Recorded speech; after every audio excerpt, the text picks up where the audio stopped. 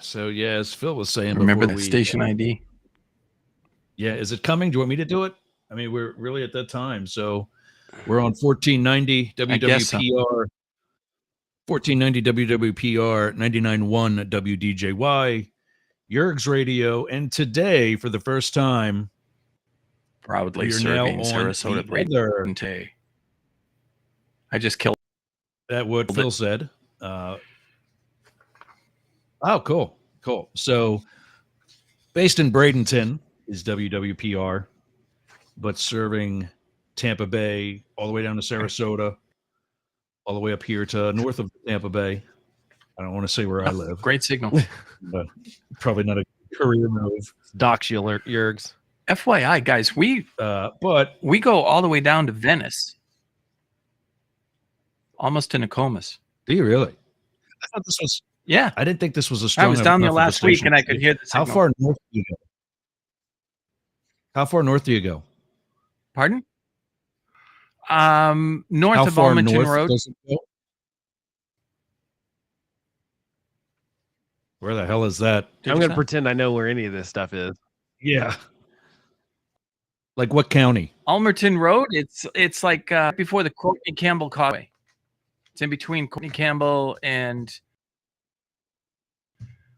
Bay. You know, say the. It's over by there, Roosevelt.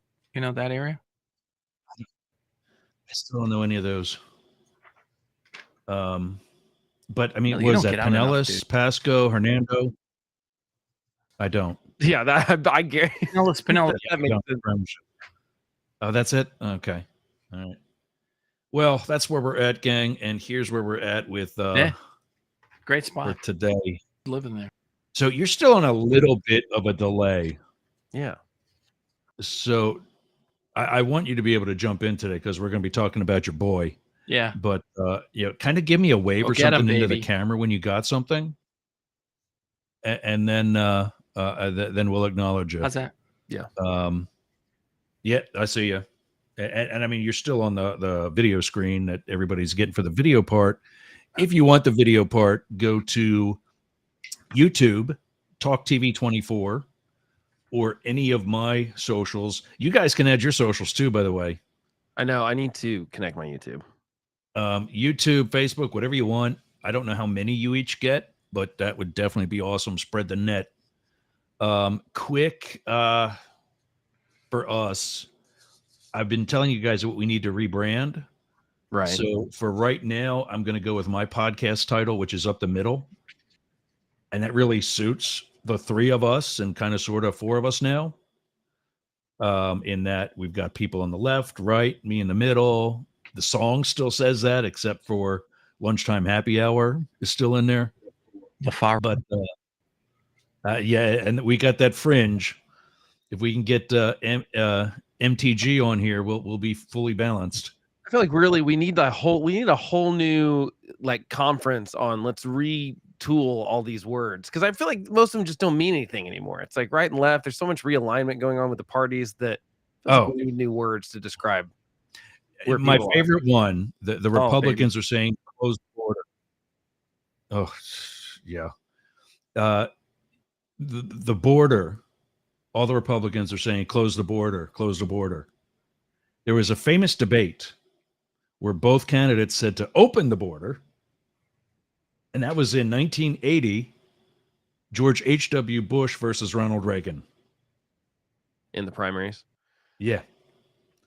So anyway, today rebranded. We're going to be going with Up the Middle until we figure something else out. We're still young enough; we can make whatever adjustments. We'll take requests, suggestions. Yeah. Speaking of requests and suggestions, give us a call at 1-888-88-YERGS, 1-888-88-YERGZ. We have a lot to talk about today, and I think you're going to want to get in on it. What are we talking about today? Bill versus Bill. Was that did you put that one in, Matt? Yep. Okay. Bill versus Bill. The question is Trump worthy of a pardon? And a couple different things on that. Mitt Romney also going to be weighing in. Goetz gets had. again, and you're going to see that on my cover page when I share the screen that we're going to be showing all these things on, and others who flock to lick boots.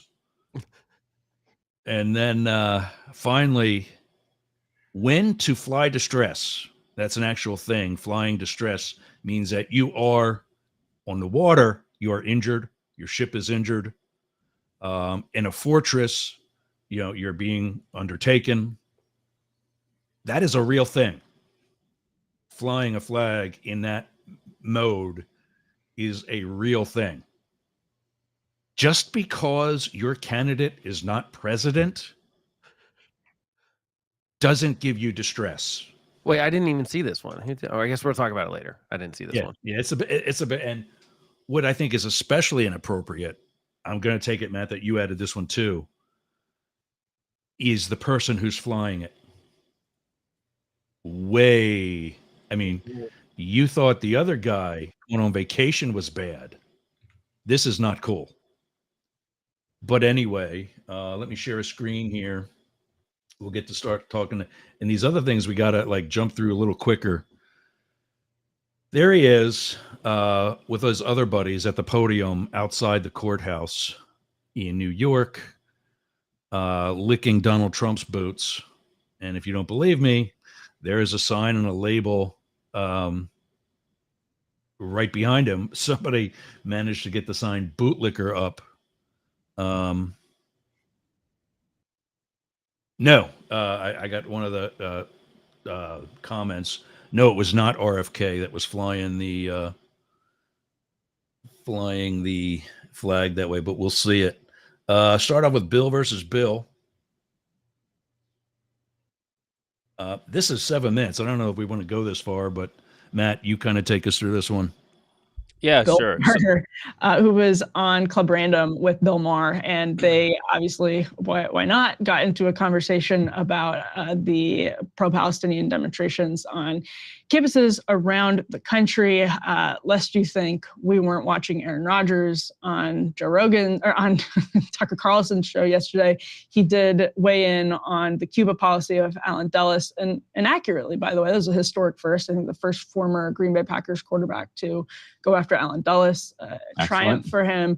So the podcast universe is thriving, and Bill Burr is a part of that wonderful ecosystem. And Bill Maher, this went pretty viral. I think got kind of owned by Bill Burr here. Let's take a watch. You don't realize that college campuses erupted with the kids demonstrating for Hamas? They are in with the terrorists. They were for the Palestinians. Well, it's sort of the same cause. Why, are you? I'm on the side of the kids. Yeah, that's easy to say. No one wants to see kids. Okay, first of all, if you've seen those demonstrations, most of them weren't kids. I mean, I think that the kids we're just loosely using as people in college, but I agree they're not children. Yeah, we talked about that last week, I think it was. But more importantly, they're not students. Well, but it was started with students and it's framed as students. So I know that there are outside people, but you can't have it both ways if you're going to protest. You can't say we're student protesters, but then anytime something bad happens, you blame it on the outside agitators. It's a little bit of a 100%. Trick that they're doing, sure. Guilty by association with something. Yeah, you either own it or you disown the stuff that doesn't represent you. But you can't do both sides of this, where you say like, oh, we're students, we're protesting, it's our free speech, it's our campus speech, but everything bad that happened was someone else, it wasn't us. It's kind of ridiculous. Here's where I'm going to already disagree with Bill Maher, who I kind of like. I didn't like him back in the day when he had his other show, but I think he kind of makes sense, and he's a little bit up the middle too, actually. Palestine and Hamas are not the same thing. We talked about this too. Right now, Palestine really only has Hamas to fight for them. But as an ideology, they're not the same thing, I don't think. I'm curious why you say that, though, because they voted in Hamas to run them, and I agree that then Hamas disbanded elections, and they've violently overtaken any opposition since then. But Israel's doing the same thing. They've not Israel's violently. trying the same. No. Israel's trying to do, because I saw another thing about this with how Turkey has done it. They have a right-wing guy that was duly elected, and then once he got in, he systematically took all the things that were democratic out. Okay, but I think that's a ridiculous both sidesism thing, Yerks, to say that Israel doesn't have free and fair elections. Hamas They're has not had not elections there yet. No, they're not there yet. But They're that's not a there yet. ridiculous notion. You can't accuse them of something that's happened. They're democratic. You got to watch this presentation, because they went point by point how Netanyahu is trying to do the same thing that Trump tried to do, and that the guy, I forget his name, but the guy from Turkey has already done. And now there's another country that Netherlands just went far right. All right, I will admit that I would love to see the source that you send me, but I've not seen any evidence that Israel doesn't hold free elections, and you're accusing them of doing the same thing that I'm not saying right now. Well, don't tell me about the future. You can't predict the future. It hasn't happened yet. They've moved towards it, but it's getting shot down, like Trump did.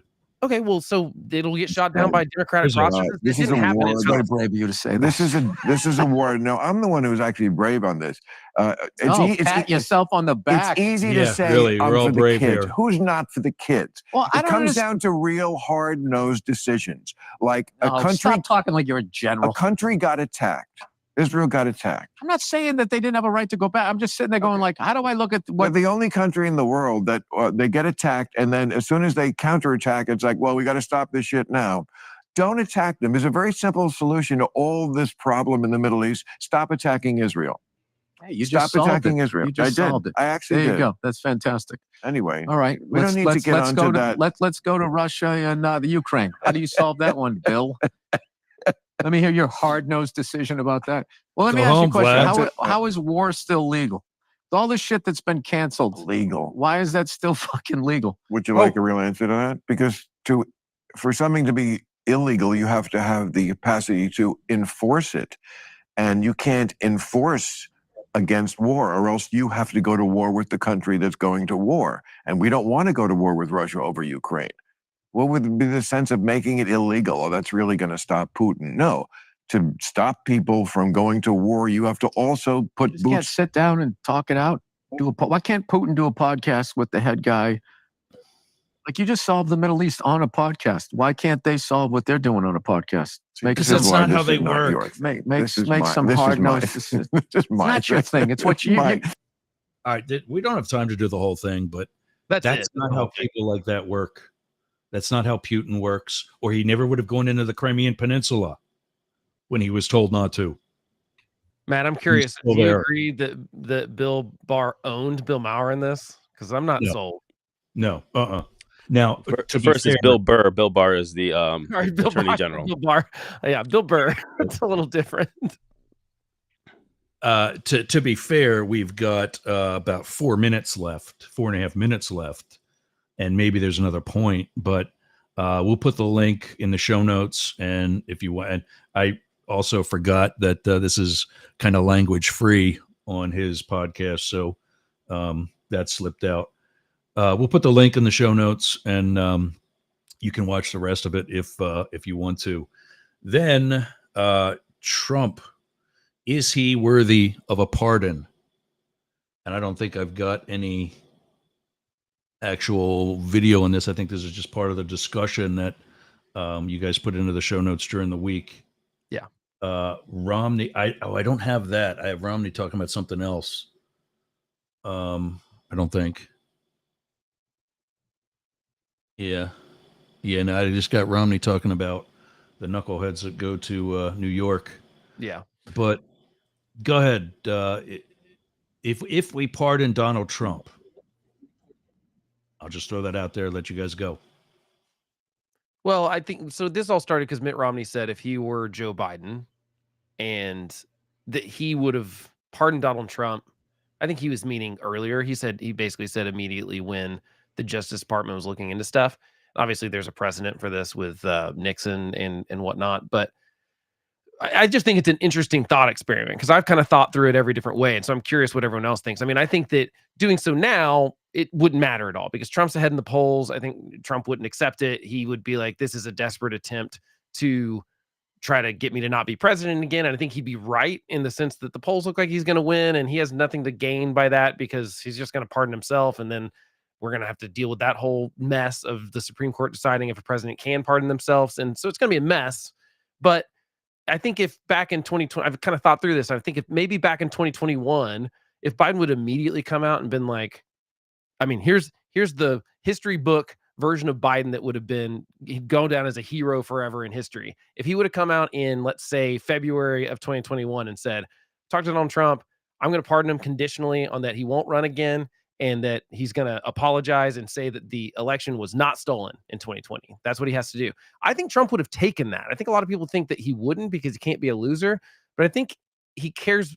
My point has always been that Donald Trump only cares about himself and no one else really. And so I think he would have looked out for his own money and potential, prosecutions in the future and have been like, yeah, that seems like a good deal and been out. He might have still like, whatever, caused a scene about it. But, and then if Biden would have also said like, and also I'm not going to run in 2024, he'd have gone down in the history books as the hero of the age. If he actually would have been the bridge builder to a 2024 election with a new Republican and a new Democrat, I think that would have been a good thing. But that's all hindsight now because it's too late. You can't do a pardon now. It wouldn't work. And I think it would be very clearly obvious a desperate attempt to not lose the election in November by Biden. So I don't know. I'm curious what you all think about the timing of that and if there's any way that could have been a good thing for Biden to do and put this all to rest, because I think it's kind of a distraction. I think that I think the New York case is a sham. And I think it makes everything other thing look like a sham when they're really not. I think the document stuff is egregious, what Trump did, and bad for national security. And I don't think it shows that he can be the president because he doesn't take our national security seriously. I think that's plain and simple. And so to be able to put all this behind us would have been great. But it's too late now. I'm just curious if you guys think that would have worked or if Trump would have taken it. Matt, what do you think? I got frozen and logged off for a minute, so I missed a lot of what Blake said. I saw that. Oh, basically, okay. I mean, just theoretically, what do you think would happen if Biden would have pardoned Trump, let's say in early 2021, or even right after the document stuff came out, conditionally being he can't run again and he has to do some sort of mea culpa and basically admit that he knows the election wasn't stolen. I mean, look politically what happened to Ford. That's exactly what happened. So it's a non-starter. Well, but like, what do you think? What do you mean by that? Ford took a lot of heat at first because everybody at that time thought it was the bad decision. History, on the other hand, is saying otherwise. That he was pretty bright for having done that, and it cost him re-election. Which is why I think the right move for Biden would have been to pardon him and say, I'm not going to run in 2024, because it would have solidified the fact that that's not the reason he doesn't get reelected. It'd be the bridge, actually, that he said he wanted to be, right? That's the only scenario I could come up with that I think would have worked. But curious if you guys think. The other problem with that is the timing, as you said. Back in 2021, Mitt Romney was putting out other fires. He may not have been for the whole stop the steal thing, but he was trying to stop the steal. Right, Can you mute Phil, please? Yeah, but in February, in February of 2021, that would have been, I think, the right time to do it. Or at the best case, when they find out that he's keeping documents at Mar-a-Lago, but before he's announced he's running for president, for sure. Yeah, I think anytime after he runs for president, it looks political. That's the only scenario I can come up with. But too little, too late. Again, Biden's always slow to actually do the thing that in the right timing. Well, I think he's multitasking too, more than anything. So the only other thing I wanted to add, you and I talked about before we went on the air, Blake, was that if this pardon, any such pardon, were to go through, it would mean Trump would have to admit to what he's being pardoned for, which I also think we all know ain't going to happen. Well, but I mean, that's why you give him the conditions, and like he can reject the pardon, but I think he would have taken it in 2021 or 2022 when he saw that maybe he's going to have legal problems, maybe it's going to be financial problems also. And, and I think that obviously some of these cases have been civil or they've been state, but I mean, it's pretty easy to say that Biden could have leaned on those people too, to say like, we don't want any state prosecutions either. We want to put this to rest. We want Trump to be done. We want to be done with Trump. And he could have been the person that saves us from having Trump again as president. And again, maybe that's not, I get the argument that it's not Biden's job to do that, but that doesn't mean it's not the right thing to do. It's not now. It's too late. You can't do it now. Don't you all agree? Oh yeah, no, that's over. There's no way you can do it now. That's over. So is this segment. Next. Oh, Blake, you and I took part in a roundtable last night by one of the other on-air talents from Yerg's Radio, David Beckmeyer, and his podcast, Outrage Overload. They did a thing on his documentary was called America on the Knife's Edge. And then last night for that episode, he did a roundtable with some of the social scientists, political scientists and such, who helped him develop really his whole podcast. It's about anger porn and how everybody is trying to get everybody else angry and hyped up and overly excited about any issue. I've told him he's saved me from having a stroke on more than one occasion because I listen to him, I chill out, I, as he says, lower the temperature. And then I see guys like this.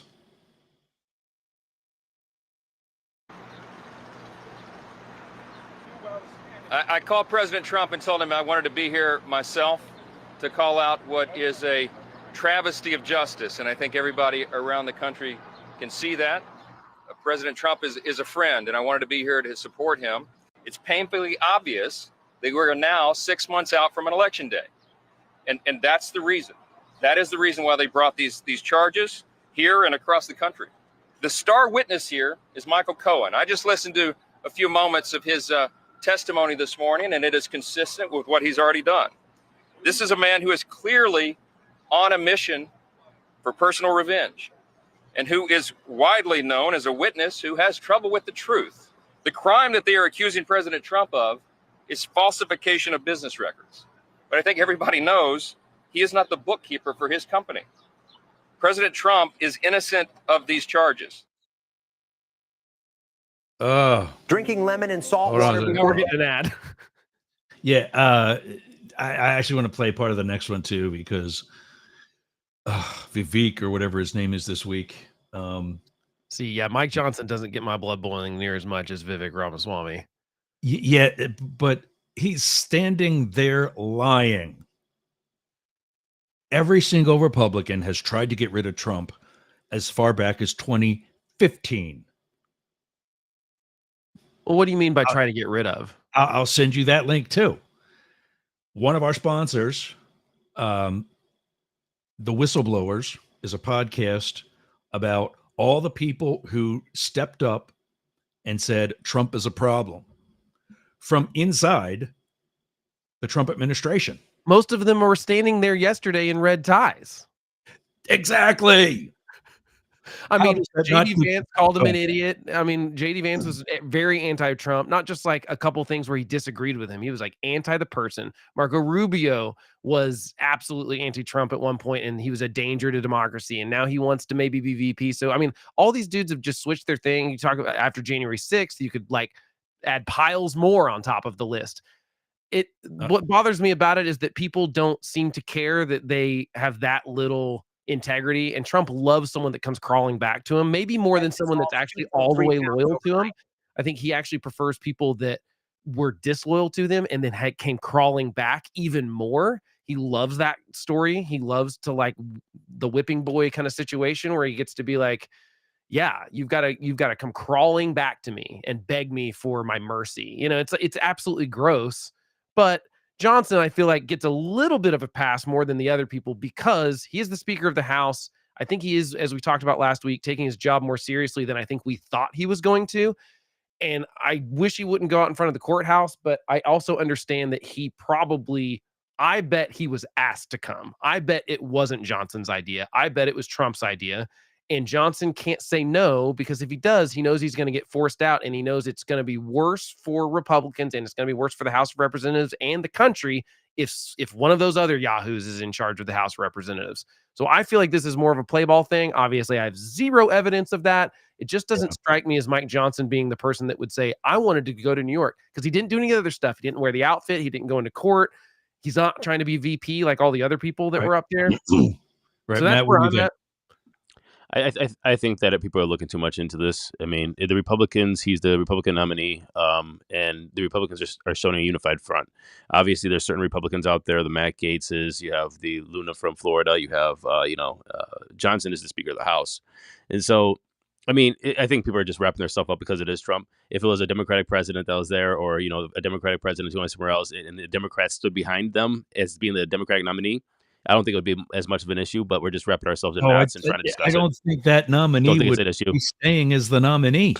Here's the thing. I think we're going to get a chance to figure this out in the future, because I promise you, if Trump's reelected, you're going to get bogus prosecutions of Democrats coming in 2025. And you will see Democrats standing with the people they think are in sham trials too. And I think this one is a sham. Of course. I mean, but let's just we have to be honest. I mean, look, he is the Republican nominee for president of the United States. The Republicans are sticking together and showing a unified front.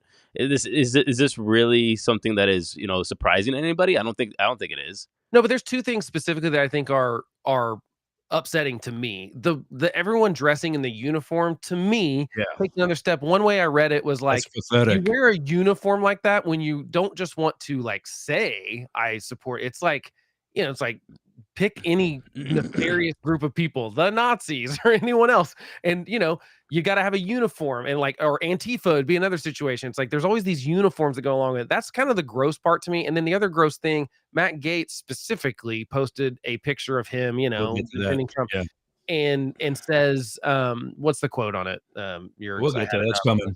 Okay, but anyway, that's the part that bothers me more. Let's get Blake really ticked off. Yeah.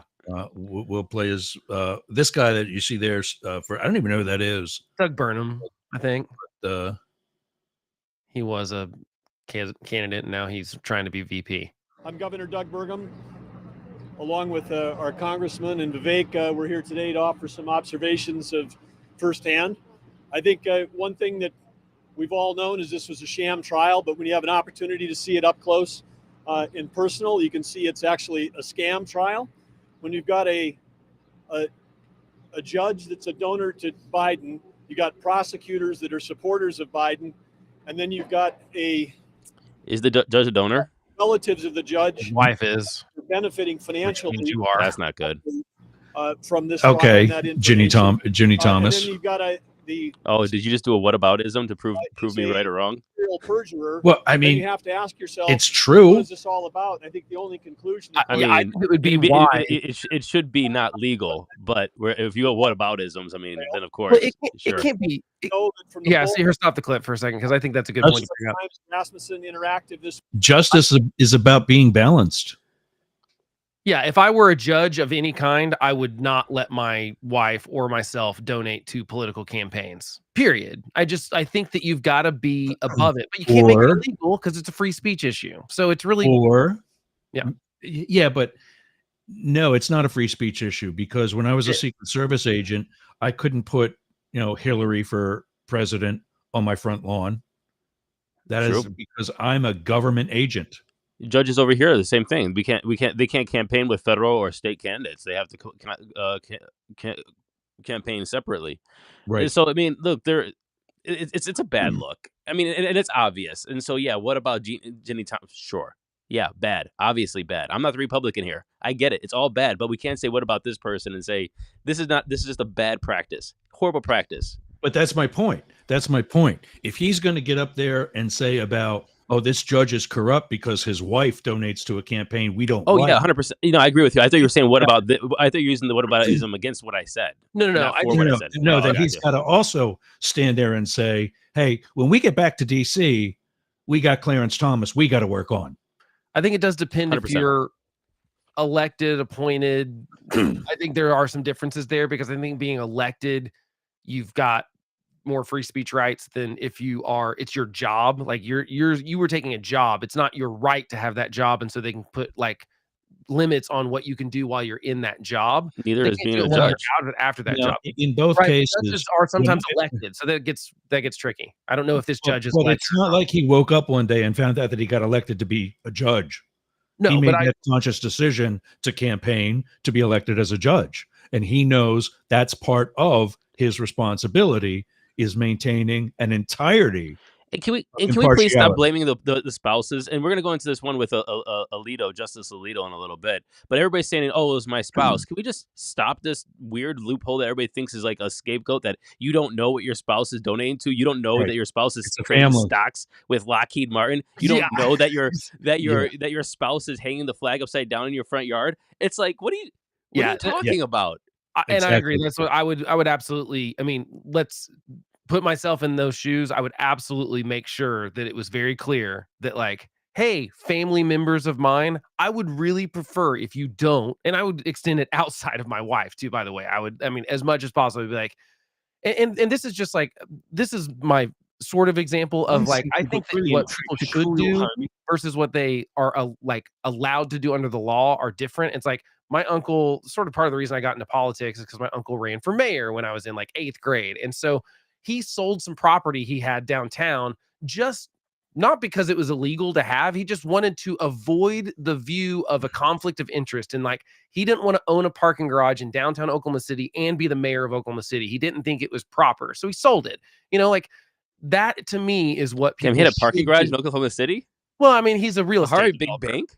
No, I mean, he's just a real estate developer. So he has properties all over the place and stuff, but he just decided he wasn't going to have things that he would have any sort of Good for him. control or whatever. Yeah. But like, that's Did he not win? illegal or anything. He did. Yeah, he was the mayor for about 6 years. And so, but the I point is, didn't know I was talking to Oklahoma royalty here. I mean, it's not royalty. Come Yeah. on. My uncle that did sports radio is more famous, like- honestly. But You're like, who are And, you? Like and now Henry? here Or you are representing both of them. I know it's a little bit of both. It's like a combination of both the things. But I I just really think, get ticked I off. wish our public services would do that, but they don't. Here we go. Here's your boy. Oh, Jesus. It's another ad. I just you're- skipped through the commercial.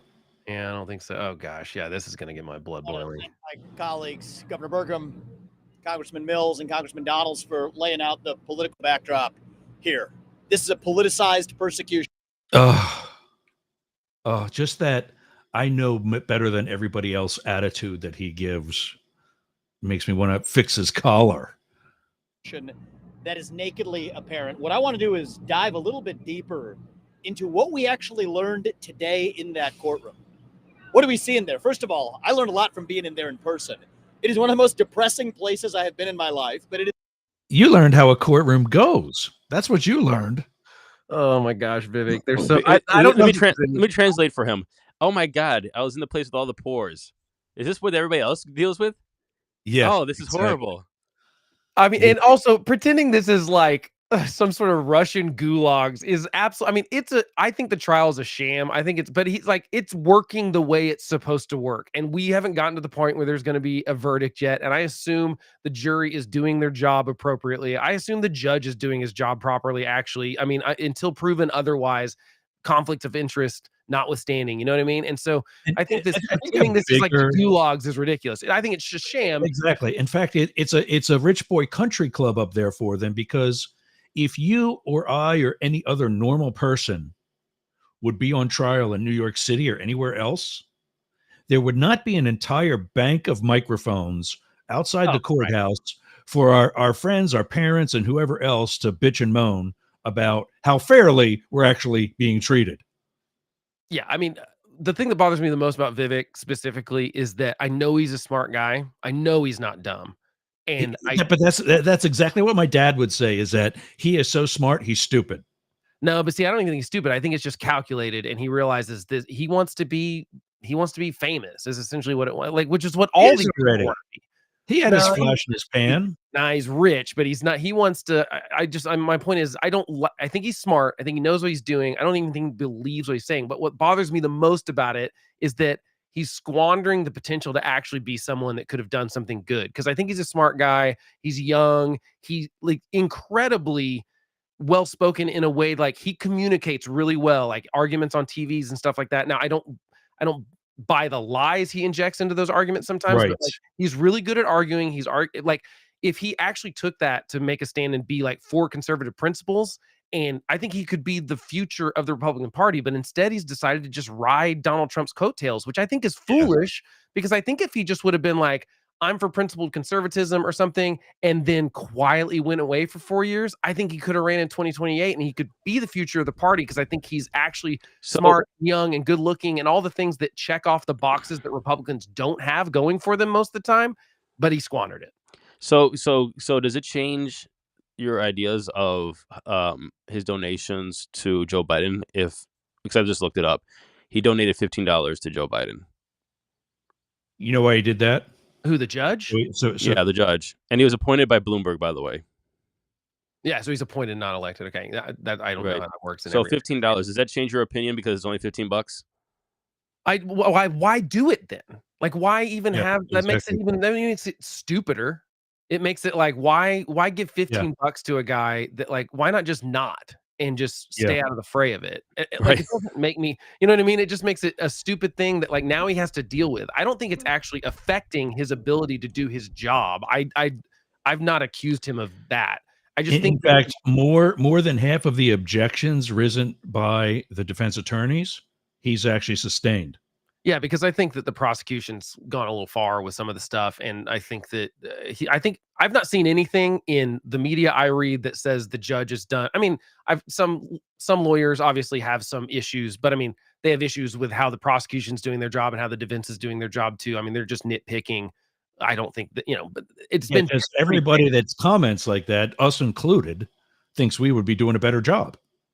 Well, and this is specifically coming from one of the guys I read is Andy McCarthy at National Review, who's a former federal prosecutor. So, I mean, he actually has the experience and the expertise in this kind of stuff. And so I enjoy reading his stuff because it's he's looking at it from the job aspect. He's also talking about the politics of it, but he's going, no prosecutor worth his salt would do this. This is a bad move on their part. This is a bad move on the defense's part. I think he's really interesting to read. I would highly suggest checking him out. And he is also pretty fair, calling balls and strikes on, like, he doesn't like this trial. He thinks it's kind of sham, but he thinks the documents one is very, very strong, and Trump's in a lot of trouble there. Yeah. Courtroom is what's actually happening in there. It's straight out of a Kafka novel. The prosecution's main strategy appears to be for the jurors into submission. And if you look in that direction, sadly, it may appear to actually be working. Vivek, that's every trial. He's never been to a court, obviously. He's never paid clearly any trial ever, because that is every trial's job, is basically to overwhelm the prosecution is trying to overwhelm the jury with, like, I mean, I unfortunately know some people that have been wrongfully convicted and had some, family members that went and paid attention to the trial, and they're like, you'll spend an 8-hour day talking about the technology of cell phone triangulation or something, and it's mind numbing. That's part of how these things go. And I think it's pretty clear that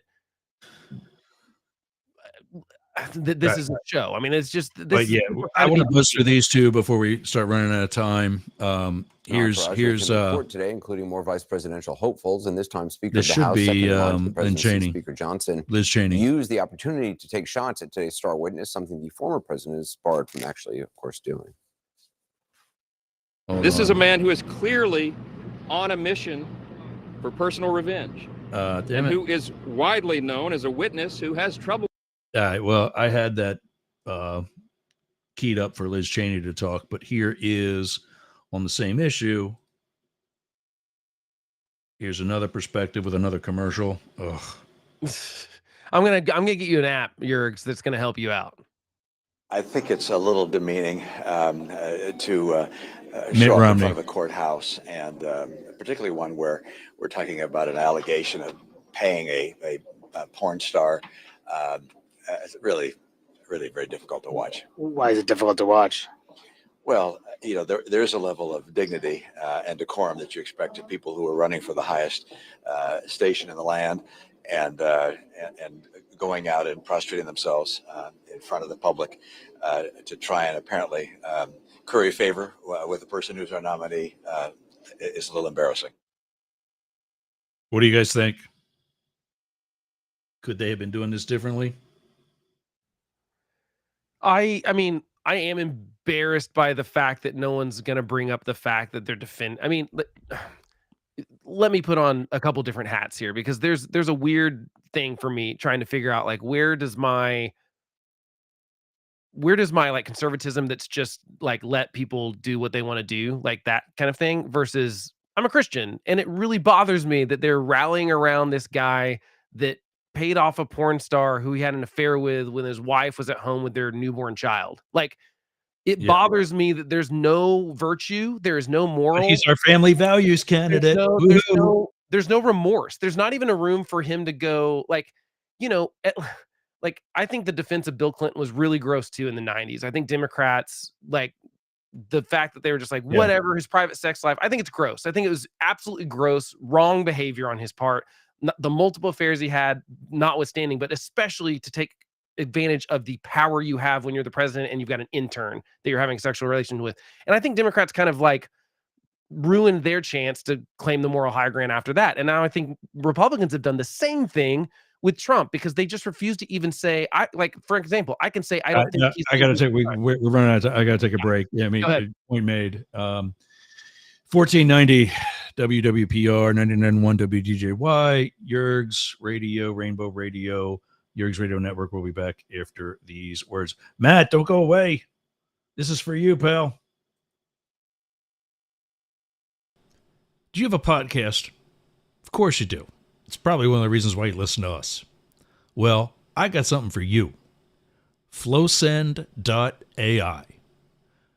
All you do is take your pre-recorded data, click, drag, and drop right into the inbox for Flowsend AI.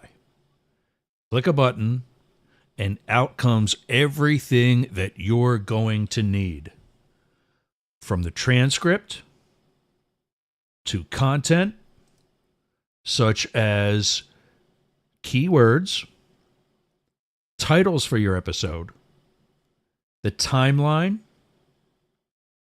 posts for LinkedIn, posts for Twitter, Instagram, other smaller platforms, all the things that it takes you hours to do in literally minutes. So go to flowsend.ai. Tell them Yerg sent you and get your subscription today. Worth every penny. Flowsend.ai.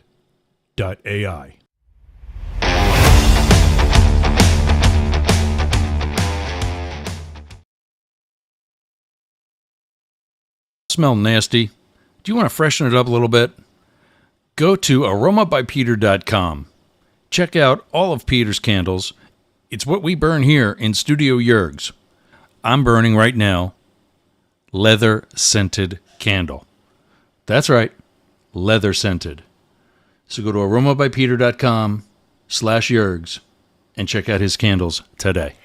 I'm Jane Stahl, retired English teacher, and with my BFF, Susan Bebeck, we manage Studio B Fine Art Gallery in Boyertown, Pennsylvania. We showcase the art of hundreds of local artists, publish books of the poetry, prose, and art of local writers, offer classes, art parties, workshops, discussion groups, cater dinners. We've even hosted a wedding. And we're here to be the go-to place for friendship, learning, and fun in our community. Virtual tours of our exhibits are available right here on Yerg's Radio. Let us introduce you to some amazing art and artists. Check out Jane Stahl and everyone at Studio B in Boyertown, Pennsylvania. Please visit our YouTube channel, Talk TV 24. How's your website doing? I'll tell you how mine's doing. It's awesome. Yergs.com is gotta be the best website for anybody in podcasting or any sort of broadcast solo journalist like me. How did I get that? Limit Break Digital. Limit Break Digital did my website with yergs.com. They did yergergroup.com. They take care of my marketing, my branding, and help me get the message out to you. Go to limitbreakdigital.com/yergs for 10% off your next project. That's a $3,000 site, yergs.com. And you can get 10% off that by just going to limitbreakdigital.com/yergs today. Talk to Jay. That's my guy. We all got a guy, and Jay's mine. limitbreakdigital.com. Hey, gang, it's Yergs. Do you have a podcast? All right. The last bit there was me just saying, if you've got a podcast, hit me up. We're looking for content for Yergs Radio and also Rainbow Radio, serving the LGBT community locally, globally, and everywhere in between. Last up, gang. Here is, go to this. I don't know if I can make that any bigger or anything. Oh, there we go. Here's our boy. Here's our boy. That's the photo in his post. I just realized it kind of takes away the post. So give me the photo is less egregious than the But there's our prom goer, and his post is standing back and standing by Mr. President. We all know what that's a reference to, and yeah, that's pretty sick. Yeah, I think that's what bothers me the most, is because it's not just defending this as like, hey, we don't think these charges are legitimate. That'd be one thing. This is saying, like, we are pro-insurrection, we are pro-violence, we are pro, like, I mean, to me, it's like, you know exactly what you're doing. I actually disagree. I mean, sometimes I don't know for sure that Trump knew what he was doing when he said that, because I think Trump is generally not as smart as sometimes people think he is. But Matt Gaetz absolutely knew what he was doing when he posted this, like, with no doubt whatsoever. So that's, like, I think it's super gross. Matt, what do you think? As a Democrat, what do you think when you see this? I mean, honestly, I didn't really think too much about this. I mean, there are people that are trying to brown nose on Trump. We knew this. This is how it is. Trump basically took over the party. He put all his pieces in place. He's, putting his sycophants into Congress and then the Senate. He has, he took over the RNC already. He is the basic, kingmaker, even though there are people that lose when they run and get endorsed by Donald Trump. But he is, the kingmaker. It's obvious what's happened here is he's taken over the Republican Party, and then, so you have this movement across the United States of the Republicans not only splitting and trying to figure out how to have more of a traditional conservative, traditional Republican Party stance, and they're trying to run on that and gather some kind of support or some kind of grassroots swell to combat this MAGA movement, this Trump movement, but at the end of the day, it's the party of Trump, and so this is what you're going to get. And so the more, if he's president, I wouldn't surprise me if you see the whole one side of Congress in the uniform being a sycophant to him, because that's basically what he needs. Yeah, I saw someone call it reservoir lapdogs. There you go. I mean, but I think there's an interesting thing here where right now I'm at a point where I think that me and Yergs are going to be on different pages, and I know we won't know until November who's right. But as of right now, nothing changing. I think Trump's winning in November because of just how Biden continues to do worse and worse in these polls. I think Biden's team is finally realizing that too. I think that's why he agreed to do debates. But most people in America do not like January 6th. They did not like what happened. Correct. That goes independents, Republicans. Obviously, more Republicans defend it now than did, but there's quite a few people that think that it was really bad, it was embarrassing, it was illegal, they're okay with the prosecutions and things like that. I think it's a foolish move to embrace that as much as some people and if Matt Gaetz is your poster boy for Republicans in Congress as far as Donald Trump is concerned, I don't know that it's wise that Trump keeps calling them the J6 hostages and that Matt Gaetz is saying we're standing by and whatever the saying is, like the Proud Boys, and like associating themselves with the violence. That might be popular with a teeny tiny fringe.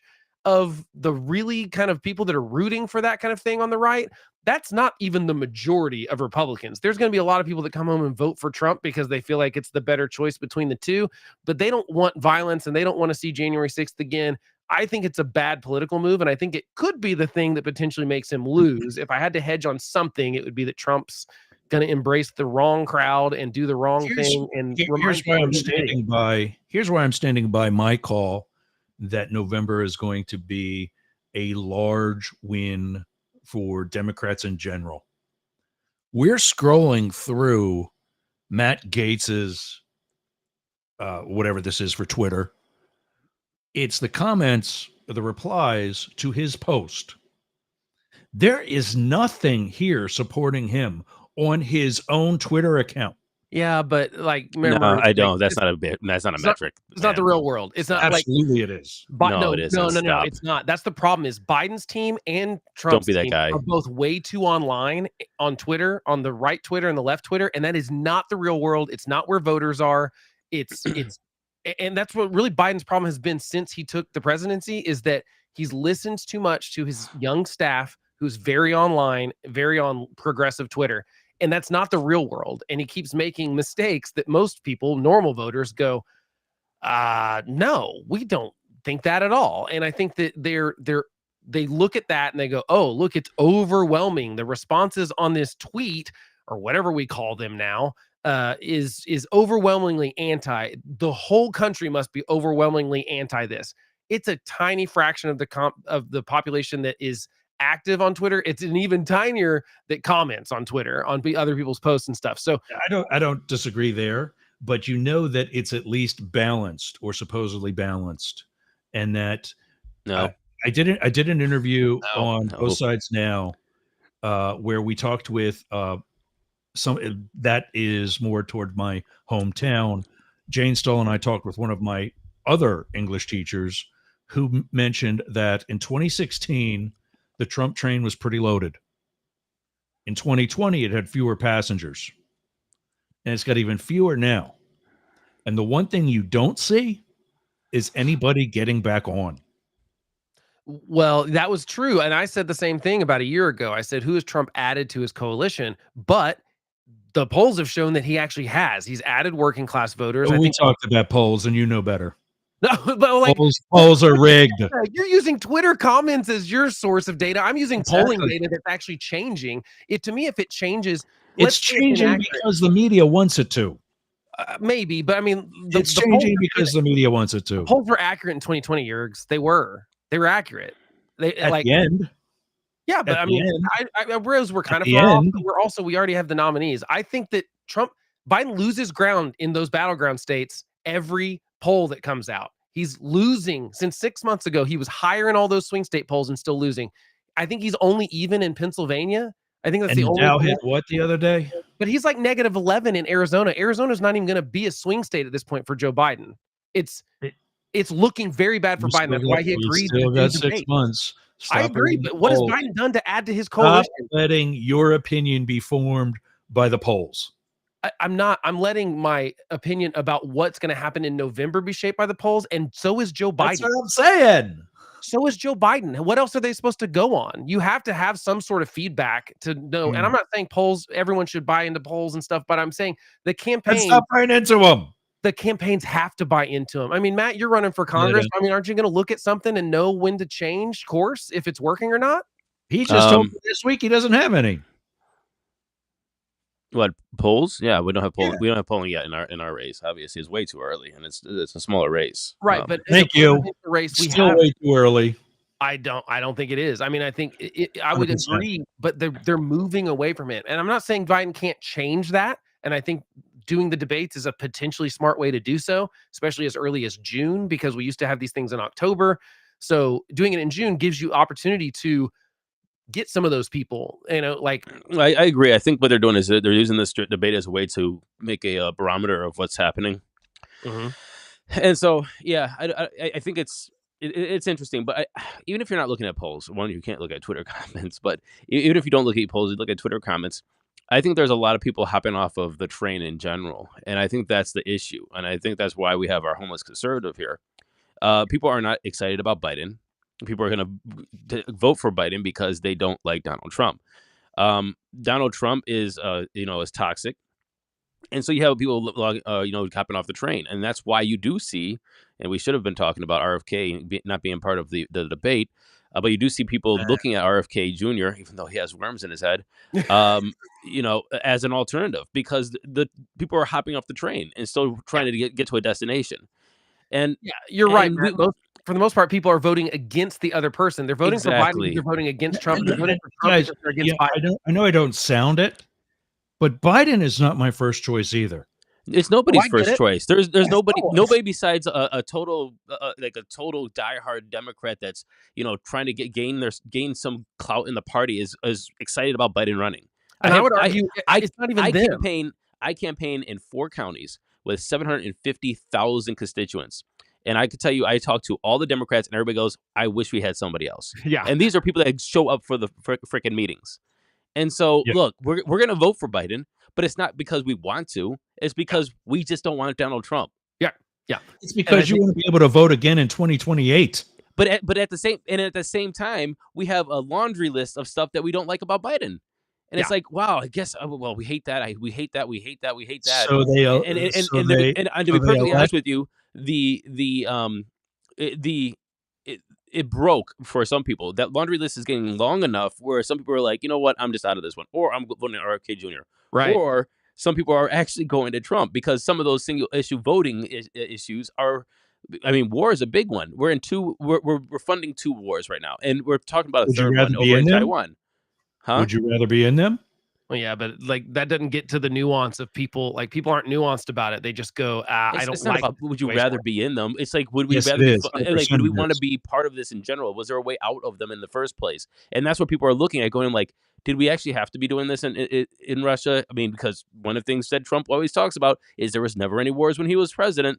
And now we have, the Gaza-Israel thing. Another thing and then we're talking about we're sending $6 billion over to Taiwan because in case there might be another one. Lunch money. And it's like, is lunch money. We're at a $5 trillion budget, and you're you mean a $34 trillion debt? I'm sorry. Yeah, that lunch money of it's kind of like saying it's lunch money while you're sitting there at a negative net worth. Well, I mean, I think Matt's right. Every year. I think Matt's right about. I owe on 2 cars. I have a mortgage. I have student loan debt, and I'm talking about lunch money. Save your money and pay off your debt. Right, but the problem, I think Matt's right. The problem, I own my car and 45% of my house. The problem that Biden has is that talking about you, Jurgs. Jesus Christ! Stop taking this thing so personal. Biden's trying to. Biden's you have a whole month coming up, man. Just calm down. Yeah, Biden's trying to win votes from people, but he's trying to do it with the wrong set of people right now. He thinks that going in for the far left progressive part that's like anti-Israel is the smart move. I think it's the wrong move, and I think it's one more thing that's actually leading him down in the polls. And so, like I said, Jurgs, you cannot believe the polls. I generally am with you on some stuff, but like when you take the average, you look at like the good polls, the smart averages. Biden's not doing well, and he's been doing worse over the last 6 months, and he's got to know that that's a problem. Yeah, we just got the note with 2-minute warning. I got to put a caveat out there because I am running for Congress as a Democrat. Look, we're supporting Joe Biden. I know that's an unpopular opinion for a lot of people to say, and it's probably not popular for a congressional candidate to say, but Biden was not people's first choice. And I think if it gave anyone true serum, any Democrat right now, and said, hey, there's a dream scenario where Biden doesn't run and it's pick any one of these 10 people, everyone would pick that option. No one's saying, yeah, we think we should just stick with Biden if you had another Democratic option. And so now you see why I'm not supported by the DCCC. Yeah. This is, do we know this for sure, by the way? Is this really Samuel Alito's house in Alexandria? I would hope the New York Times wouldn't run it, but they've done worse, I guess. But is this the New York Times? I found this on Yahoo. Yeah, it's New York Times. It's the New York Times that posted it. Photo obtained by the New York Times, an inverted flag flying at the residence of Supreme Court Justice Samuel Alito back in January 17th, 2021. 3 days before the Biden inauguration, and 11 days after January 6th. Yeah, that's the more important part to me, I think, to mention, is that not that it's 3 days before the Biden inauguration, but that it was after January 6th, which I think is a good reason to put the flag upside down, right? Not anymore. January 6th is over. No, but this was a few days after January 6th. Don't you think it would be this like was that 11 days after January 6th? Right, but it was and it 3 wasn't days before the inauguration. Right, but it wasn't over. I mean, yeah, January 6th was over, but like the turmoil of it, we are still living with the repercussions of, I think. So it depends what the purpose was. If it was for Biden, I'm anti. If it's for January 6th, I am for putting it upside down because I think our nation was in distress. Matt, what do you think? I think that we're getting kicked off the air. Yep, it's that time. Matt, 1490 WWPR. We'll continue this a little bit, but we got to say goodbye to our 1490 listeners. Come over to yergsradio.com and we'll finish this topic and then get on with the weekend. Phil, we'll see you again next week. We're trying to get this so that it's automated, but unfortunately, our third party that the station and I both have is not the best customer service. 1490 WWPR. See you again next week, everybody. All right, Matt, go ahead. Yeah, Matt, I'm curious what you think. I think that I think we're really in a bad place when it comes to politics, to be honest with you. I think Well, that yeah. 100%. I mean, for the past hour? Totally agree, Matt. I mean, when it comes, and it's not just politics. I think it's what we perceive as acceptable. I sent you. I mean, so we have this enrage, we have this attention economy that is just, being fueled. This is exactly what people campaign on. People, go like this is what they use now as political power and clout, right? This enragement or engagement economy. It's been real. Thanks, Phil.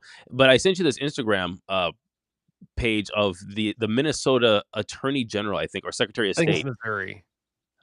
Missouri? I think what did I say? You said Minnesota. Wait, what did you say? Yeah, Oh, yeah. Was that the one the one running? Yeah. Yeah, the one running. Let me put this over here. And her now whole that we're off that, I can actually play it because there's a naughty word that comes across that. There is a naughty word, yes. Yes, Yergs. And God forbid we upset Phil.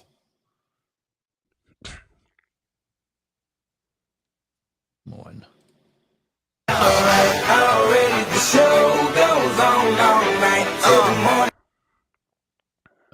In America, you can be anything you want. Don't be gay.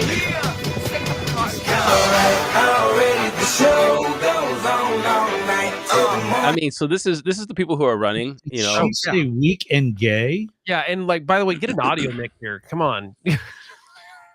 Such a and it's like this is what's running, and so what we see across the board is we just see this like attention economy, shock value, enragement sort of thing. And this is honestly, I'm gonna be honest with you guys. I don't really want to even be doing this because I see what I have to do to try to get engagement and win. And this is not what I anybody who wants to take this job seriously did not sign up for this, right? For legislation to try to do the good things about America. This is what they're signing for. She doesn't give a shit.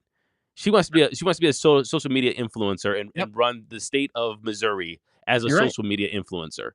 And so what do I think about Justice Alito? And there was a point when I remember watching, the State of the Union and so on and so forth, where the judge would sit in front. They wouldn't engage with anybody, the left or the right. They would sit there. They would be stoic. They'll come in and they'll get the hell out of there because they didn't want to show partisanship. Now you have them in there shaking hands and talking and rapping out. You have, there's funding coming in, whether which way. You have, political statements on their house like this. This is just a political statement. Do I think do I think that a citizen should be able to do this? Yes. What is wrong is that he's a justice. We have, donations to, Joe Biden from people who are overseeing trials that have to do with his competition. This is a joke. And the fact that the American people continue to tolerate this is honestly disheartening.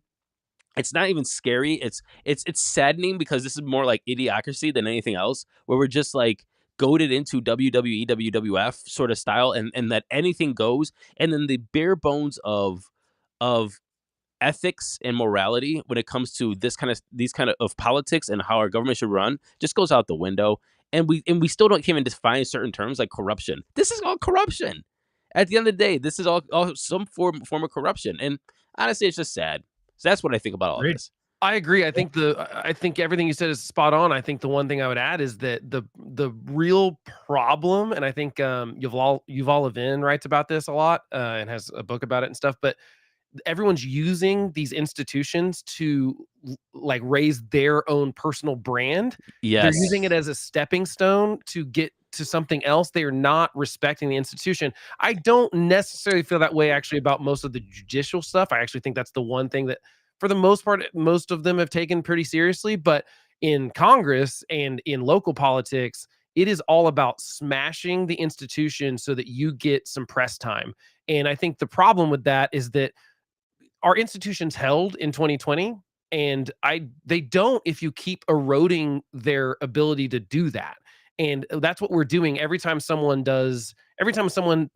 smashes some institution, which is now used to be a democratic thing that used to be more the norm on the left. Well, now it's being embraced by the right. So now you have neither side caring about the institutions. You have these, the MAGA crowd out front and saying, I think the attacks on courts specifically are especially egregious because they're supposed to not be political. And I think for the most part, they've done a better job at not being political than, the Congress is supposed to be political. That's where we're supposed to hash out this stuff. But I think I really worry about the fact that now both sides, anytime a decision comes down that they disagree with, they call it illegitimate. They don't just say, I disagree with that ruling.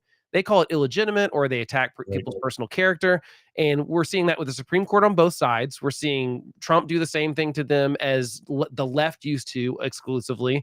And I'm really worried that those institutions can't possibly hold if they're not filled with adults that take it seriously.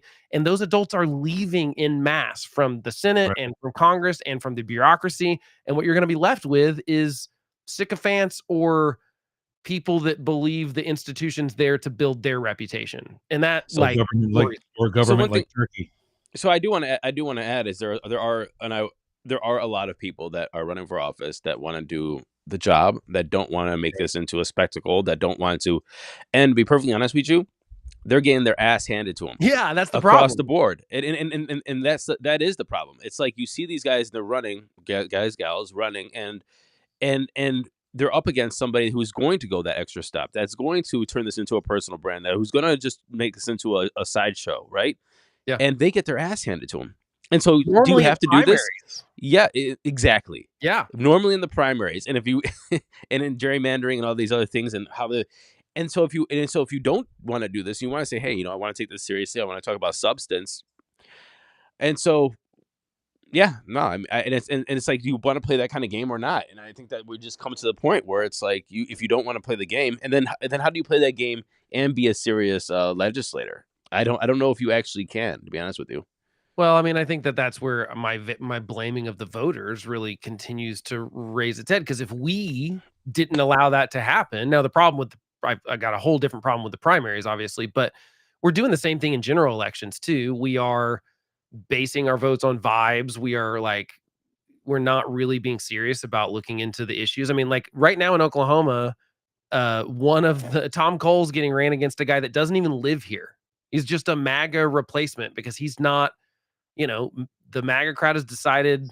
How is that even legal? Well, I mean, is this for Congress? Yeah. And that's legal. He just has to move into the district after.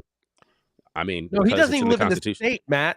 He doesn't even live in the state. Yeah. You do have to live in the state. You don't have to live in the he doesn't live in the state. He doesn't live in the state. He's claiming he does, but news people are trying to track him down and be like, where do you live? And he's like not able to give them an address. He doesn't live here. He's from another. So my point is, that's what's happening is that even if you're not, this is a normal conservative Republican that just, I think for the most part, try to stay out of it. But that's not good enough anymore for the MAGA side. That's not good enough for Trump's takeover of the Republican Party.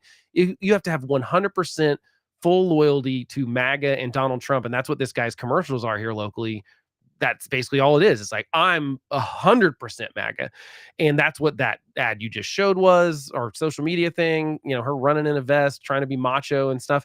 And it's just my favorite thing about all of this is the pretend macho-ness of dudes online pretending they're manlier, but like in the realm of the shit actually hitting the fan, would never actually do anything. They're all talk, and they pretend they've got this bravado, but they sit there behind their keyboard warrior act, sort of cosplay thing. And that's what, like, the most of January 6th was a cosplay event too. It's like a bunch of people dressing up and pretending that they're tough, and they're not. And it really bothers me because it doesn't take but convincing a couple of people who are either mentally deranged or on drugs or whatever to actually be violent.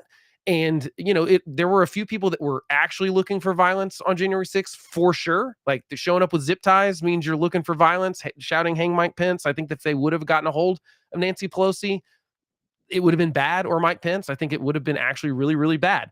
And that doesn't mean that all the people that were there were like that, but it doesn't take very many. And I just think we're heading towards political violence when the leaders are coming out and saying this kind of stuff. This is not just fringe stuff on the internet now. They're taking it from the Twitter cesspool of the comment section, and they're putting it in political ads that are paid for on air. It's absolutely crazy to me. But until people in the United States demand something else, they're going to keep giving them this because it works, unfortunately.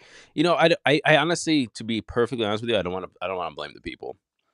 I don't. That's fair. They don't know any better. I mean, I didn't ask you if it was fair. I'll give you a second. Yeah. I think that's, yeah. Well, okay. Wait. What do you say? No. I mean, I said I think that's a fair, like. This is one of those things where I think it's a great discussion of, like, where does the responsibility fall on, like, because I agree they're being lied to all the time. If you watch Fox News and you trust that they're telling you the truth, you are a little bit ignorant in the sense that you don't know what you don't know. And for example, the Mike Pence thing is a great example of that. He comes out and says, "I can't vote for Donald Trump because," list the reasons why. "I don't think he's morally fit," all this stuff. That was an interview on Fox News that they never showed again on Fox News. Unless you were watching it live, now it got played on all the other liberal stuff. So yeah, but I think that's people's fault for being in a filter bubble. I think that you need to be aware that you're being lied to. And I don't know. The reason why I don't want to say that is because I feel that the incentives don't align for the benefit of all of this, of everything. I'm just going to call it the umbrella everything. And so if we're looking at the incentives, I mean, teaching critical thinking, to teach, to make education a priority, to make sure that the media and if you're going to call yourself news or op-eds or whatever, they actually have criteria where they have to fall into without delving from those different criterias. And so, like, just the whole thing of, I mean, and we can just snowball this down to the way that we eat. The way the healthcare system is in my opinion, getting us sick and getting us hooked on drugs. Where there's just a whole thing. It's not. I don't want to blame the people if the incentives are aligned to do this to the people, and then we're saying, well, it's the people's fault. It's like saying like, hey, I wonder why there's heart disease and obesity when McDonald's is the source that's being quoted for food prices in America. Yeah, that's true, except that I think that there's plenty of evidence that the people are what's wagging the dog here, in the sense that, like, Fox News, in those texts that we saw in the deposition for their civil trial, getting sued by a Dominion, we see that they were like, we have to go where our viewers are. And so they can't color outside those lines and say Donald Trump is wrong here, because they lose their audience. So in that way, I think there's equal blame to go around there. It's the people that are demanding to only hear what they want to hear. It's also the news organization's fault for putting profit above, which, I mean, I realize these people need to make a profit, but there is a point where you can only care about that, and there's no more integrity in the news story of saying, like, we got to tell people how it is, whether they like it or not. And that basically has gone away. But that is, well, yeah, because the incentive doesn't align. Right. But if we demanded that you tell us the truth, whether we like it or not, that incentive structure would change. But that's the thing. It's like, it's hard to do. Here's the thing: it's hard to do the right thing because there's always going to be blowback from one side or the other, or multiple people, or all sides. You're right. Doing the right thing in taking that line is the hard thing to do. And so if the incentives don't align to encourage that step, then that's always what you're going to do. right? So again, I don't blame the people. The incentives are aligning against that. Right, but when it comes to media, when we've got it's to me, I look at media like I look at music. I mean, you look at like Spotify, I can find any album ever now. Don't you think it would be well, I mean, it's a bad analogy. Maybe that's a bad Yeah, and then you know what the algorithm for Spotify does is always serving me up Taylor Swift's new album. Yeah, it's also going to serve you up based on stuff that but like so you're right. That's maybe a bad analogy, but the point is I have access to all of the music. So if I complain or pretend that I only have access to like a certain genre, to me that's my fault. You would go, no, Spotify's giving you everything. We have YouTube, we have mass media, we even have good people, I think, within those bad networks. I think that there is at least one person at every network that I would go, I like that journalist or that person more than the rest of this network, and that person seems to be operating in more of that integrity. But to me, that's the people's job to demand that information or to demand you be fair or turn it off if they're not being. But right now they're turning it off if they're not telling them exactly what they want to hear. And that to me is a problem. It's also, like I said, this is incestuous, obviously. Like the Fox News started down a path that they kind of created. Everyone did this with Trump in 2016. They kind of created a monster that they couldn't put back in the bottle because we've been everyone saying it was good for their bottom line, and then no one really realized what they were creating out of that is that they created an incentive structure on the left and the right, so that you take two sides of the same coin, Fox and MSNBC, and they dug themselves so deep into a trench for an audience that they can't get out of it because now they'd lose that audience. And so it is their fault initially, but there is blame to go, I think, with voters and the general public for not having, because there's just no excuse to not have knowledge now. We've got all of it. Now, you do have to sort through a lot of BS, and it does suck. And I understand that part of it because most people just want to check out because they go, this is too much. I can't tell who's lying to me, and I'd rather just check out. And then they just kind of pick whoever is the lesser of two evils in November. And I think that's how most people vote, especially in that kind of middle thing. But that's not really doing our civic duty, in my opinion. I want to agree with you, and I agree that there is personal responsibility to this, and I don't want to take personal responsibility out of it. And that's what you're saying. It's like, hey, you have choices, and in a free society, you have the choice and the ability to do the thing. You have to be able to push yourself outside your comfort zone, push yourself outside the box that you put yourself in to make sure that you're always striving for the truth, right? And I think you have a good point. Sometimes it's the hard thing. Sometimes it sucks. But it's not. Okay. Sometimes it's a hard thing. It is always the hard thing. Yeah, that is always the hard thing. And the reason why we have, and this is why the institutions are holding for now, is because the institutions were incentivized in place in a way that they knew that the easy thing was to do was the thing that the institutions needed there to protect. Right. And so you have all these checks and balances there to make sure that the easy thing didn't overwhelm what was hard, which is democracy, compromise, balance, so on and so forth. And I think that we are, and so what I'm trying to say is that when it comes to these different things, the incentives are not aligning, that there are checks and balances, so we always can be incentivized to do the hard thing. And that's either critical thinking, reporting the real news, eating healthy, hitting the gym, going for the walk, getting off the couch, having the conversation with your spouse instead of, scrolling through the internet. The easy thing is so much there. And honestly, that's what erodes way at these institutions. It's the easy thing. That's what erodes away with your health. That's erodes away with your education. It's the amount of easy things that are there that erodes away with that makes the hard thing even that much harder. And so when it comes to knowledge and news and education and all these things that keep, honestly, everything on the rails, the easy thing is becoming the accessible thing, the incentivized thing, and the hard thing of all the things that we talked about is almost out of reach anymore. And that's why I'm saying is the incentives are not aligning. And so I don't want to completely, and again, I agree with you that, that there's individual responsibility there, but it's so much different. It's so harder. And honestly, sometimes you don't even know where to look. I think that makes totally sense to me, because I think that it is. I even do that with stuff. You just like, there are certain subjects that I'm less versed in, but they're so divisive that it's really hard to find. It's like, well, these two things can't be true. This thing that this person said and this thing, like, they don't line up at all. So one of them either has to be lying, but try to figure out why. It's like, I don't understand a scientific research paper because I'm not, smart enough to know what the hell they're talking about, and I need someone to interpret that for me.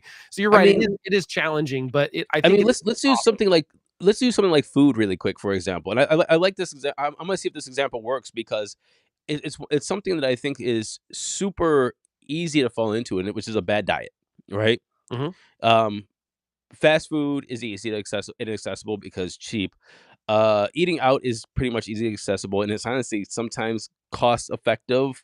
Even going to buy stuff from the store that's processed, it's like, what if you grab a thing of bacon?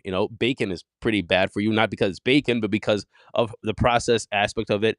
Cheese, if you're buying stuff from the store, the frozen dinners. Anyway, long story short, is all these different things continue to, even though you think you're doing something healthy, continue to this path of this new barrier that you have to go through. Is, I got fat, I have high cholesterol, I have diabetes, now I have to do the right thing. And the right thing is how to cook, how to buy vegetables, how to buy non-processed foods and put it into your diet, right? And the thing is, and that's what we fall into with everything when it comes to media, when it comes to everything else. It's what is served to you and how it's served to you, and how are you consuming it. And this is all commodities. This is all consumption based. Food, literally consuming it, or your media, you're literally consuming it. And so again, I think that the chips are stacked against us, and the incentives are not aligned to do the thing to make us healthy, to make us mentally, physically healthy, because it's the harder path. Right, but that boils down to, I think, that people are generally lazy, and they're not going to take the slightly harder path because it's just, there's less resistance on the other thing. And But I think nothing takes the harder path, though. I mean, even water. If you take water and you put it down a hill, it takes the path of least resistance. It might erode away, and it even erodes away Earth, so it could go even easier down the hill. Right, but I mean, that's the problem, is that, like, there's always going to be something like that for sure. And Exactly, but that's where good government, and that's where good, social, standards and good societies and good communities, that's where they come in. And that's exactly what I am not a religious dude, but that is where the church played a role in communities back in the day, or even now, where they're trying to keep all of this and make the hard things as easy as possible. That's where family comes in, that really have good family structures. That's where, so it's like, that's where these come in. Yeah. But we're not allowing this to take hold again. And we poorly need that. No. Yeah, you're right. And I think that the problem is that I don't want to, when we talk about those institutions, I am not one of these people that's for telling people they can't do the thing that is bad for them, because I'm not for the New York, like, large soda ban. Cause I'm Agreed. like, if you want to drink a large soda, they're freaking right to do so. I think it's, it's like, I love Coke. It's definitely the one thing that I have way too much of. Yeah, you do. Coca-Cola, Coke, to be totally clear. And, I know it's bad for me, and I have it in moderation. I don't have 6 of them a day, because I know that would be very bad. But yeah, I'm going to have one with my tacos in a second. I'm going to go get some tacos with a buddy, and I'm going to have a root beer with it, because I can't have tacos without some sort of bubbly soda. I just have to have it. And yeah, I know it's bad for me, but so that's the tricky part, is that I don't want to say that we can't have, like, you can't put the genie back in the bottle of the way media is now. We don't have 3 stations anymore. It's not just Walter Cronkite coming at us and telling us the news. And there were gatekeepers before that were good. I actually believe the gatekeeping was a good thing for the most part, like, taken on a whole. Like, I'm not saying they always got it right, but I think for the most part, there was, even when the party had more control of that. I've said before, I don't think the Democrats and Republicans would have let Bernie Sanders sniff the nomination in 2016, or Donald Trump get the nomination in 2016, if they had more gatekeeping ability, because they would have been like, you don't actually represent the bulk of our party. And so I think that they would have said no, but they didn't have that kind of gatekeeping ability. And so there's some of that I think is good, but it's kind of like, that's where I'd like to have it be churches and institutions and stuff that say, hey, this is how we should eat better, and this is how we can be more informed voters. But you can't put the genie back in the bottle, as far as, like, you're going to have people that are going to spout whatever they want to on YouTube now, whether it's true or not. because they're not going to be held to the same kind of standard that like they're not going to be sued for libel like Fox News is going to if they put it on the air for Dominion. And I mean, so, I agree. I agree with you. I mean, so it's but again, I mean, first of all, you made 3 Coke references, and I'm not talking about the Coca-Cola references. He said Coke, Bernie Sanders sniffing the competition, and it's like, what are you trying to say here? I'm trying to subliminally tell the listeners that they should that do you the blow same, rails, big because rail. Okay, it's so an easy way out to have a good time. I'm just kidding.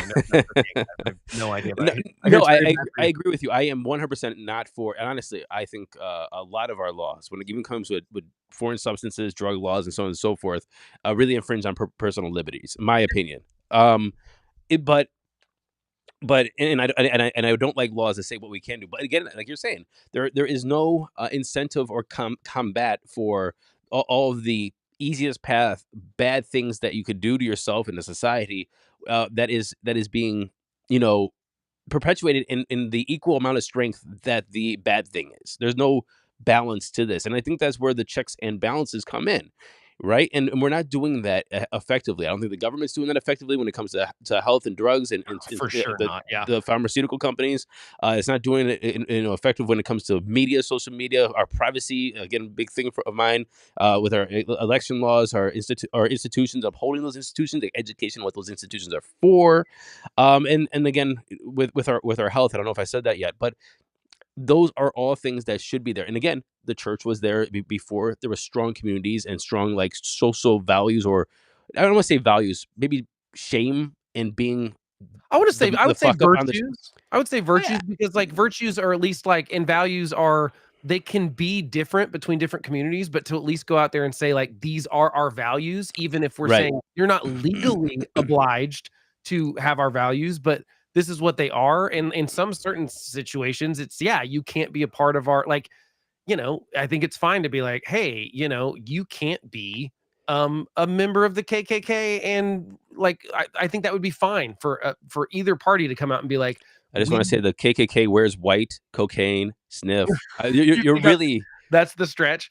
But you know what I mean? Like, I'm fine with gatekeepers saying like, hey, you can't be a part of our group if you choose this. Well, that's fine too. But you just like, but not making it illegal. But yeah, you're right. There's no there are no leaders now telling us the hard things, and that contributes to people taking the easier path even more often, because leaders aren't doing the hard thing either and coming out and saying, like, for example, Donald Trump's behavior was gross, but I don't think it rises to the level of illegality. But most of the MAGA people won't even say that the behavior was gross. You know what I mean? And so I think people just aren't even getting any kind of leadership from the people that we expect to be the adults that we elect and go represent us, to tell us the truth. I think that's the most disappointing thing, is that most people think they're not being lied to, because they want to trust the president. When the president says something, they want to believe that it's true. But we have 2 liars in chief at this point. Like, every other sentence that comes out of Biden's mouth is a lie, and Trump's is the same thing. Biden pretending inflation was at 9% when he came into office is absolutely nonsense, and all of his historical stories are nonsense too. But people want to believe the president, and I don't blame them for doing so. It just sucks that we've gotten to a point where we have to fact check everything that comes out of the president's mouth, even when it's seemingly not something they need to lie about. It's not like they're covering up something. It's just like lying for the sake of lying at this point. right. Anyway, I gotta run because I'm meeting that guy for tacos, and he's made my order. So I gotta get tacos now. Enjoy your tacos. I will. And my it's a root beer, not a Coke. Actually, they don't have Coke products. All right. All right. He's meeting his guy, I guess. Meet my guy. All right. See y'all. Got a guy. Have a good weekend. See you guys. All right, man. See you guys.